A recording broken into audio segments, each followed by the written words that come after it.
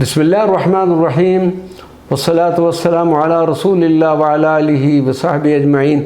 معزز ناظرین و سامعین کرام، السلام علیکم ورحمۃ اللہ وبرکاتہ۔ القرآن الکریم انتہائی مختصر تعارف، نوواں پارہ قال الملأ۔ قرآن مجید فرقان حمید کے 9ویں پارے کی ابتدا سورۃ الاعراف کی آیت 88 اور سورۃ الانفال کی آیت 40 پر انتہا ہوتی ہے۔ اس پارہ مبارکہ کے 2 حصے ہیں، سورۃ الاعراف کا بقیہ حصہ اور سورۃ الانفال کا ابتدائی حصہ۔ 8ویں پارے کے اختتام میں حضرت شعیب علیہ السلام کی قوم مدین کا جو ذکر شروع ہوا تھا وہ اس پارے کے شروع میں جاری ہے۔ ان کا تفصیلی ذکر مکمل ہونے کے بعد حضرت موسیٰ اور حضرت فرعون علیہ السلام کا ذکر ہے، اور اس واقعے کو قرآن پاک میں مختلف مقامات پر مختلف انداز سے بیان کیا گیا ہے۔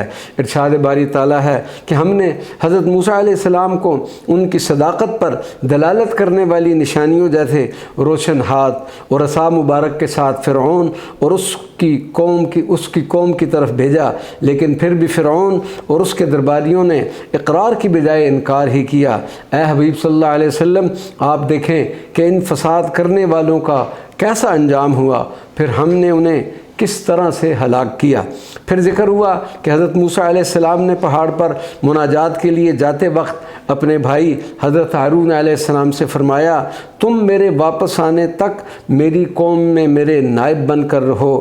پھر حضرت موسیٰ کوہ طور پر روانہ ہوئے۔ اللہ سبحانہ و تعالیٰ نے حضرت موسیٰ سے کلام فرمایا، اور پھر اس کلام الہی کی لذت نے موسیٰ علیہ السلام کو رب تعالیٰ کے دیدار کا آرزو مند بنا دیا۔ چنانچہ آپ نے بارگاہ یزدی میں التجا کی کہ رب ارینی، اے میرے رب مجھے اپنا جلوہ دکھا کہ میں آپ کا دیدار کر سکوں۔ جواب آیا لن ترانی، کہ تم دنیا میں میرا دیدار کرنے کی طاقت ہی نہیں رکھتے۔ صرف اور صرف ایک ہی وہ مبارک و عظیم الشان ہستی ہے کہ جنہوں نے سر مبارکہ کی آنکھوں سے اللہ تبارک و تعالیٰ کے دیدار کا شرف حاصل کیا ہے، وہ ہیں ہمارے آقا و مولا خاتم النبیین شفیع المذنبین محمد الرسول اللہ صلی اللہ علیہ وعلی آلہ وسلم۔ اس کے بعد عہد الس کا ذکر ہے، پھر بلعم بن باعورہ کا واقعہ، اور اختتام سورۃ الاعراف اس طرح ہو رہا ہے کہ جب قرآن پڑھا جائے تو خاموشی کے ساتھ سنا جائے۔ وَإِذَا قُرِئَ الْقُرْآنُ فَاسْتَمِعُوا لَهُ وَأَنصِتُوا، اور صبح شام اللہ سبحانہ تعالیٰ کو یاد کرو۔ اور آخری آیت مبارکہ میں ارشاد فرمایا کہ جو اللہ کے مقرب بندے ہوتے ہیں وہ عاجزی کے ساتھ اللہ سبحانہ و تعالیٰ کی عبادت کرتے ہیں اور تسبیح و تہلیل کرتے ہوئے سجدہ ریز ہوتے ہیں۔ اس کے بعد سورۃ الانفال کی ابتدا ہو رہی ہے۔ انفال جمع ہے نفل کی، اور نفل زائد چیز کو کہتے ہیں، یعنی مال غنیمت۔ اس سورہ مبارکہ کی پہلے آیت میں مال غنیمت کے احکام کے بارے میں مسلمانوں کے سوال اور انہیں دیے جانے والے جواب کا ذکر ہے، اس لیے سورت کا نام سورۃ الانفال رکھا گیا۔